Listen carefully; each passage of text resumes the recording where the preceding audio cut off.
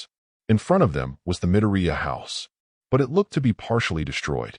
There were holes in the walls and broken glass all around. The trees in the forest around them were all either broken or uprooted in some way. Lastly, it was daytime, but there appeared to be a perpetual eclipse going on, with something that wasn't quite the moon blocking out the sun. The two had ended up in front of the gates, which stood strong and unbroken. Rin looked down at Kiba, who stared at the palace in shock and horror. Kiba didn't respond, just looking at this place and not saying a word. Looking thoroughly shaken, Rin crouched down and put a hand on her shoulder. Kiba shook her head and faced Rin. And my apologies. I just wasn't expecting to see this. I can't say I enjoy seeing my home destroyed. It's an unpleasant sight to be sure, Rin affirmed, getting back up and looking at the building. Thankfully, it's just a construct of your mind. Remember that. I know. Thank you, Kiba said, looking back up at the palace. Let's get this over with.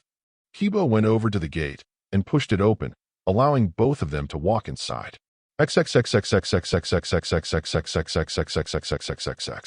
When the two entered, they found that the entry room was no different than the one in reality, except the stairs were destroyed, among other things. Well, it looks like we're going to have to get around here some other way, Rin said, pulling out his grappling hook, while Kiba grew her wings. But before they could do anything, they suddenly started hearing something. The sound of things breaking off in the distance. Then something burst through the roof, slamming down in front of them. That thing was Shadow Kiba. She resembled Kiba for the most part, but in her berserker form, with her wings grown. Although she looked even more monstrous. Her face carried more bat-like features, and she was much larger than Kiba herself, towering over them. What's more, she was entirely covered in blood. Raha! Shadow Kiba roared as she lunged at Rin. Rin barely ducked out of the way in time, causing Shadow Kiba to go crashing through the front door.